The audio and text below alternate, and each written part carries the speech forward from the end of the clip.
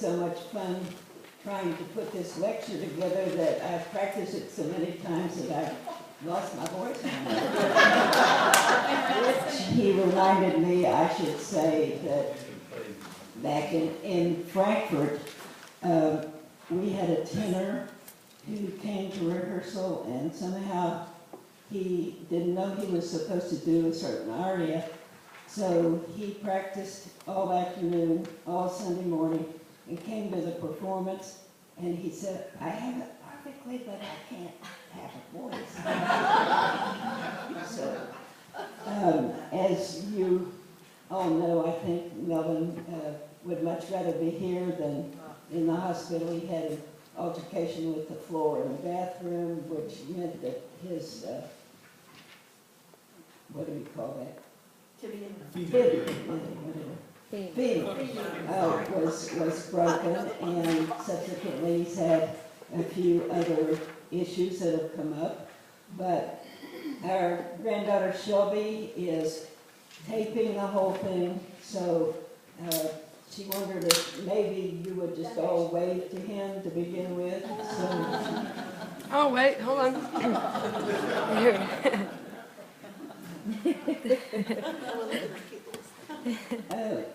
Our daughter Maria is womaning the machine there. And I'd also like to introduce Chet Always, a composer of great note, who is here from the University of Illinois, and also has done a lot of Bach work, so thanks for being here tonight. We are gathered together to talk about Art of Fugue by Bach. He left a manuscript which included fugues and canons.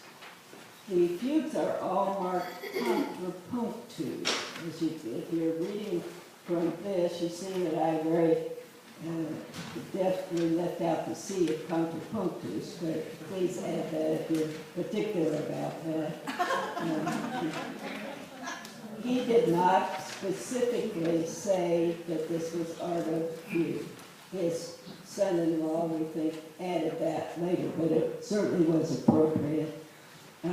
He also did not specify what venues, what instruments, or even if he really thought that the fugues should be performed.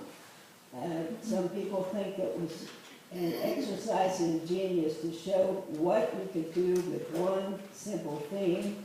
Other people, even Mozart arranged it for stringed instruments. We've seen things like brass and even saxophones. So people have loved this work in various venues. The one we are going to study tonight is the organ version. The organ version was made by our teacher, Helmut Walsche, and Melvin and I were both allowed to study that with him. Very few people in Germany at his Hochschule got to study it. He kept saying, no, it's too hard for anybody else to do. And so Melvin and I talked him into it, and we ultimately were able to study the entire work with him, which was a fantastic experience. He has recorded it on archive. I don't know if it's in a CD form or not, but it's a, anyway, it's certainly worth having if you would like to have that. I wrote a couple of paragraphs about his philosophy, which is also ours, of articulation, emphasizing that the organ is really a vocal wind instrument and therefore needs to breathe as such. If you were talking in sentences, you don't breathe after every note, you phrase it carefully. This edition has the articulations that he thought were best already printed. When Melvin and I were students, we had no such thing. We had to go up the stairs, the winding stairs of Dreikönigs Kirche, and there's a little secret cabinet there that has all the articulations, and we were allowed to copy those. My copy, if I can, looks like this. This is my version of Art of Fugue, but you can see the little markings, the articulation.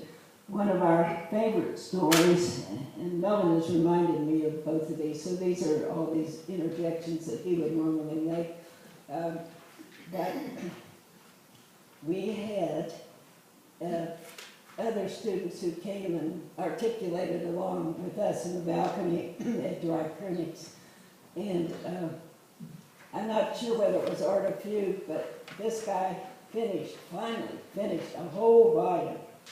And he had brought a bottle of beer along for solace during this time. And when you know, he knocked the beer bottle over onto this whole score.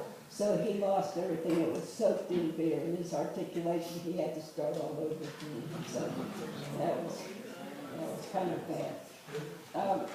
Now, enough of talking. Melvin always asks me, do you think I talk too much? So,